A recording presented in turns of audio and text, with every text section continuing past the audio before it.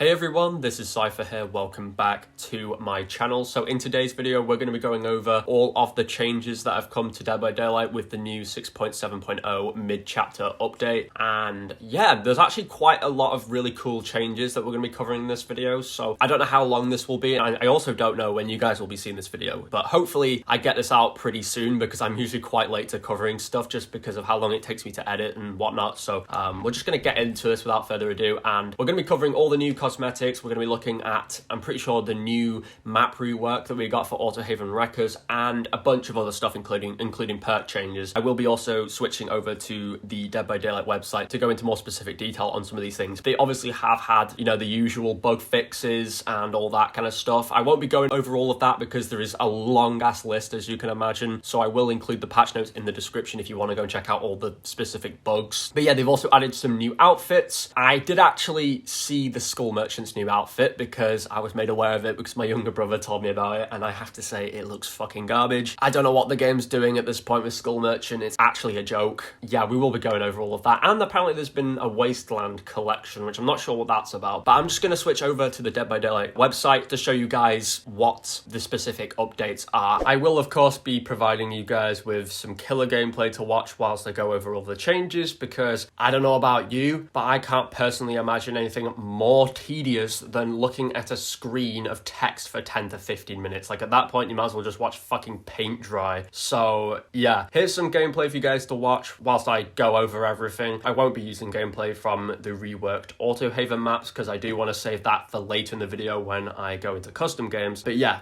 you're welcome. Without further ado, we're going to get to the changes. Obviously, with the map rework for Autohaven, this only affects Blood Lodge and Gas Haven. So apparently Maze Tile MD13 with unsafe pallets and windows was redesigned to be safe and consistent with other maps. They've added more lockers to the realm as well. They've raised the minimum amount of pallets in the realm to reduce dead zones. They've updated the placement of the gas station to be more on the side of the map. And they've also updated the setup of the gas station to remove the strong window in the back of the building. For the archives, obviously Tome 15 Ascension Level 1 opens on the 19th of April, which you guys might be seeing this on that day. You will most likely be seeing it then. So they've also added core memory challenges now. So these challenges task survivors and killers to restore a lost memory by finding memory shards scattered in the trails and restoring them to unlock story fragments in journals. As with the glyph challenges, upcoming tomes will introduce new variants of the core memory challenge, providing a more varied experience in the archives with each new tome. That sounds pretty interesting. Apparently Lightburn has been removed from all applicable challenge descriptions and challenge requirements. They've also adjusted the challenge requirements for challenges in tomes 1 to 5 and 12, so they are better aligned with the challenge difficulties of other tomes and their levels within the archives. Now for features, we're going to look into the light killer actions that have been removed. So specific actions include the nurse no longer able to be light burned out of her blinks. The hag's phantasm traps are no longer removed by lights, which is great because I hated seeing survivors just constantly disarm my traps with a flashlight. That was pretty infuriating, I can't lie. Survivors can now remove them by approaching them carefully and wiping them away, which I think is pretty creative, so I'm glad they did that because the whole flashlight thing just doesn't make any sense. The Wraith can no longer be light burned when cloaked, because that was an issue as well. People who were cloaked as the Wraith would just get blinded, which again doesn't make a whole lot of sense because he's not visibly manifested. Yeah, glad they removed that. The Artist Crows are no longer affected by light, which again is great. Crow swarms cannot be removed by light, and dire crows cannot be removed by light either. You can no longer burn the Spirit's Husk, which is also good. For general healing, they've decreased the bonus on successful healing great skill checks from 5 to 3%. Getting into the specific killer tweaks now. So for Hillbilly, with his power, there is less heat added upon starting to rev the chainsaw, less heat added whilst revving the chainsaw, and more heat added during chainsaw sprint. I don't really use Hillbilly, so honestly any tweaks to his ability isn't going to affect me too much. But for all my Hillbilly mains watching this, let me know what you guys think about these tweaks. For the Pig, for John's medical file add-on, they've increased the crouch move speed by 10%, which was previously 6. For Cenobite, the Lament configuration will now teleport if the Cenobite stands on it for 5 seconds. For Clown, with the Redhead's Pinky Finger add-on, you now start with 3 fewer bottles, and maximum bottles is decreased by 3, which was 2 before and 2 respectively. For Nightmare, his Sheep Block add-on add-on, which triggers dream snares or dream palettes, inflicts blindness for 60 seconds now, instead of 30 seconds, which was previously. And for the unicorn block add-on, triggering dream snares or dream palettes inflicts blindness now for 90 seconds, which was previously 60. For the Oni, he's had 2 add-on tweaks as well. So the blackened toenail add-on increases movement speed while absorbing blood orbs by 0.4 meters per second now, which was previously 0.3 meters per second. For his bloody sash add-on, they've increased the movement speed while absorbing blood orbs by 0.7 meters per second, which was previously 0.6. And for the executioner with his scarlet egg add-on, it now increases the duration of killer instinct when triggered by rites of judgment by 3 seconds. Yeah, let me know, guys, any of you who use any of these killers or main them, let me know what you think about these tweaks. We're now going to look at the perk updates. So starting off, we have the survivor perk changes. So for Boon Circle of Healing, any survivors within the Boon's totem range gain a 50/75/100% healing speed bonus to healing others. Medkits do not stack with Boon Circle of Healing, and injured survivors have their auras revealed to all other survivors when inside the Boon's totem range. It doesn't tell me what the previous was, so I can't really make a comparison. I might pop up on screen what the previous were in case you're interested. For Dead Hard, it now activates after you are unhooked or unhook yourself. Press the active ability button 1 while running to gain the endurance status effect for the next 0.5 seconds, causing the exhaustion status effect for 60, 50, or 40 seconds, and Dead Hard then deactivates. So obviously it's now an unhook perk. Obviously before you could just use it at any point whilst you're running when it's activated. Now it's only active after you have been unhooked or you unhook yourself, which is quite interesting. And as for Overzealous, after cleansing or blessing any totem, this perk activates. Your generator repair speed is increased by 8, 9, or 10%. This bonus is doubled if you cleanse/bless a hex totem. This perk deactivates when you lose a health state by any means. We're now going to go over the killer perk updates. So first and foremost, we have Scourge Hook Pain Resonance. So you start the trial with 4 tokens. The first time each survivor is placed on a Scourge Hook, you lose 1 token. When you lose a token, the generator with the most progress explodes, instantly losing 15/20/25% progress and begins to regress. Once you have no tokens, Pain Resonance deactivates for the rest of the trial. Yeah, I'm not sure how I feel about that, to be honest, but for Gearhead, after a survivor loses a health state by any means, Gearhead activates for 30 seconds. While Gearhead is active, every time a survivor performs a good skill check while repairing, their aura is revealed to you for 6/7/8 seconds. Next up with Call of Brine, after kicking a generator, this perk becomes active for 60 seconds. The generator regresses now at 115/120/125% of the normal regression speed, and you can see its aura in yellow. Each time a survivor completes a good skill check on a generator affected by this perk, you receive a loud noise notification. This is kind of similar in the way that with Eruption, you get a notification when somebody on that affected generator,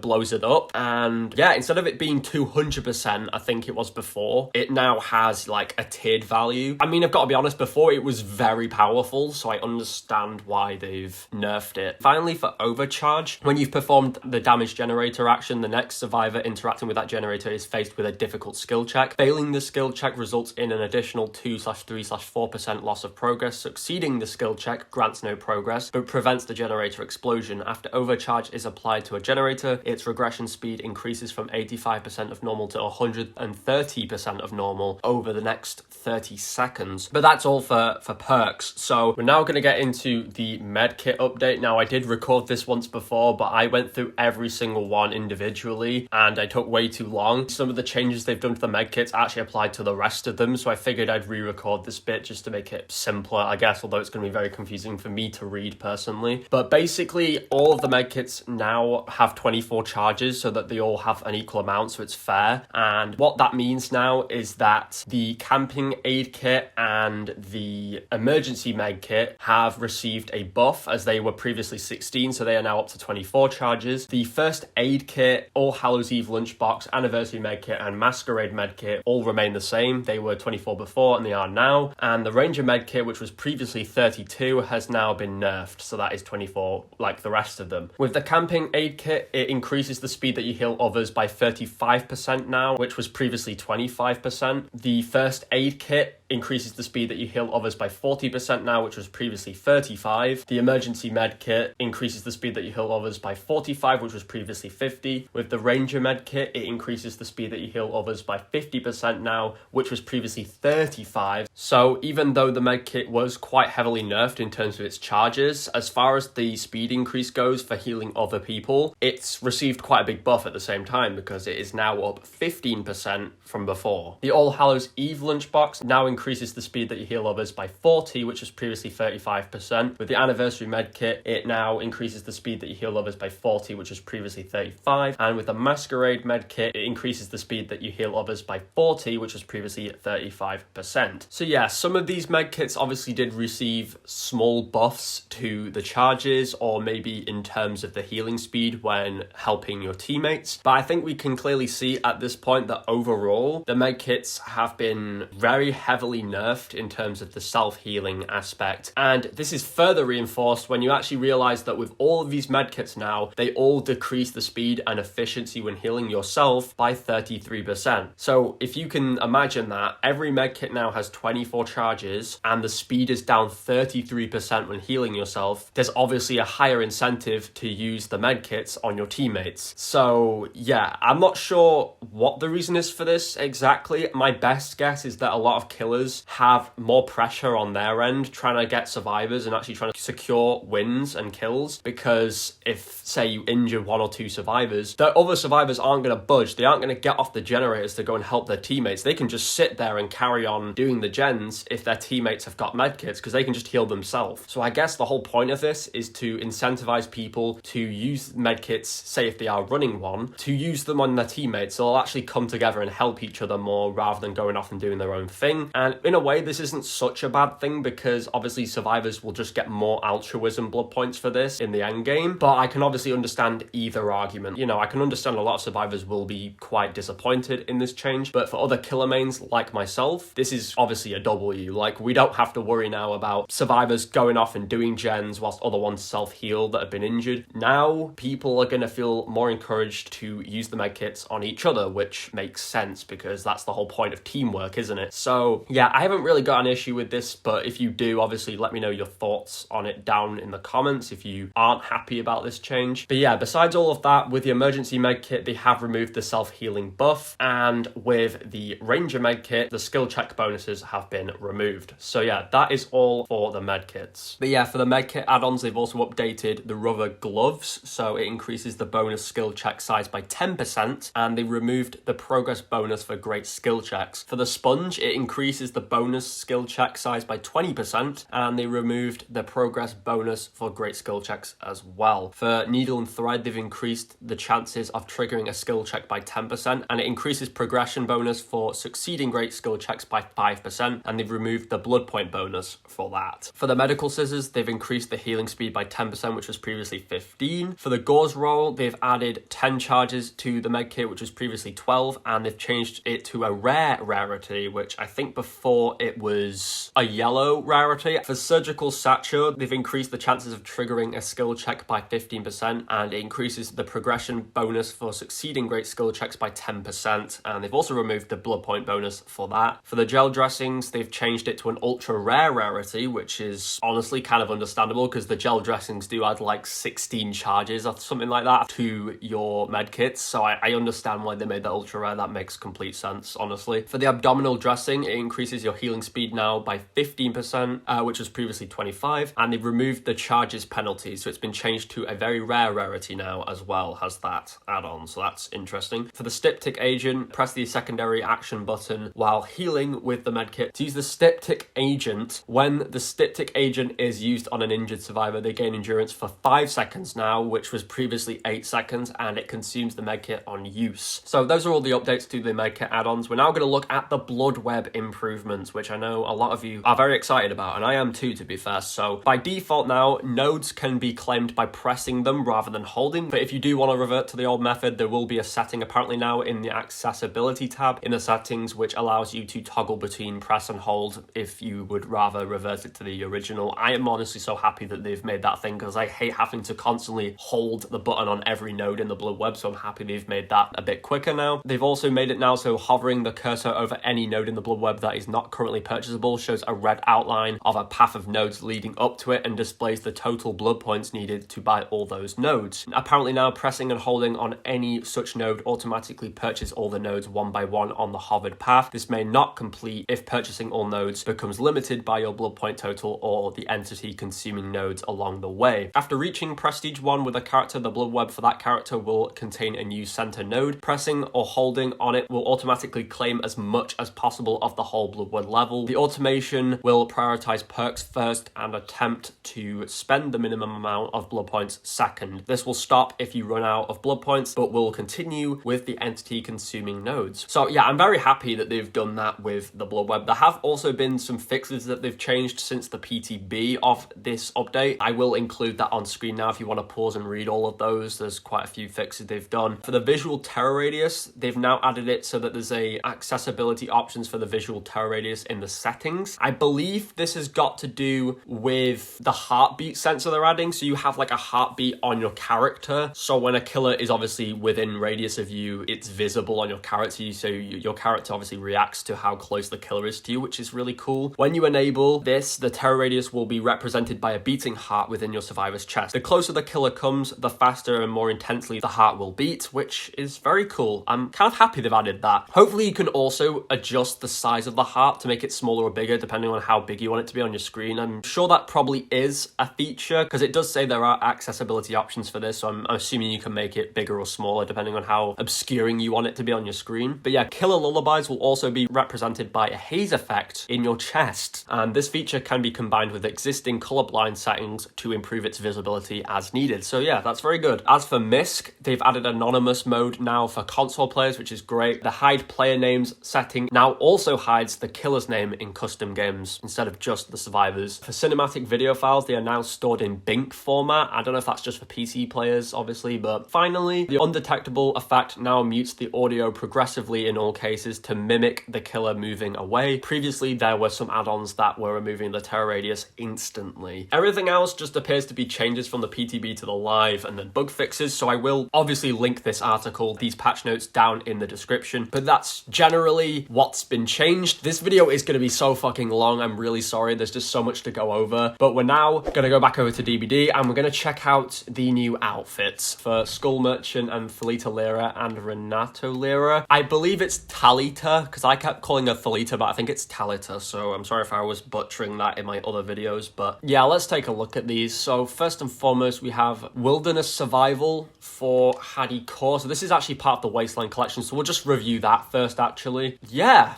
that's pretty good, actually. I mean, it's not a bad outfit by any means. I've got nothing bad to say about that. I'm actually just happy that they're adding more Hadi outfits. And I don't play Hadi, I don't main her, but I know a lot of people in the community have been very annoyed that Hadi hasn't been given much love, really, by the devs. They haven't really been adding anything for her. So I think it's kind of nice that they've added a new outfit for her, and I don't see anything wrong with it. So, and then we have Downfall Remainder for Felix Richter. Is this a topless skin? I wouldn't be fucking surprised. People have been asking for that for ages because that's all people seem to care about in this fucking community. But yeah, we have this, which is pretty good, I guess. I don't really have anything to say about it. It's just very, yeah, average, I feel like. I've got nothing to say about it, really. It's just a very meh skin, in my opinion. We also got Grim Campaign for the Knight. Let's see this, because we need more Knight skins. That is actually really cool. You know what? This makes me want to play Knight again. I'm not even gonna lie, as much as I hate zoning killers, which is why I kind of took a break from the game for a while because of 𝓢𝓸𝓬𝓲𝓪𝓵 and her ability just promoting killers to, you know, camp gens and all that shit. I don't like the Knight. I haven't played him since I made my video really covering him. I played a few times, but not very consistently, but I'm happy they've added this skin. This looks pretty damn cool. It kind of gives off that Plague Doctor vibe. But we're now going to check out the Challenge Seeker collection, which I believe is for 𝓢𝓸𝓬𝓲𝓪𝓵, 𝓢𝓸𝓬𝓲𝓪𝓵, and the Skull Merchant. So we're going to show you the Cyber Assassin, which I do not like at all. Let's just take a look at that. So once again, what the fuck? Like, what even is that? Do I need to say anything else? Like, as if this skin here wasn't a joke, because we all know what they were going for with that. Like, what is this? This is just like pure weep material. Like, I can just see all the furries in the DBD community wearing this now. I like that they've added the body cleaver, the razor thing. If anything, I'd buy that just so I have a switch up in weapons, because I don't want to just use the blade. So I guess it's nice that you can now use like a razor thing if you want to get creative with what weapon you have for her. But the actual outfit, pretty shit. I can't lie, it just looks bad. Please, Behavior, just make good skins for Skull Merchant, please. Is it such a big ass? Just make good outfits, god damn it. It's a horror game, not, I don't know.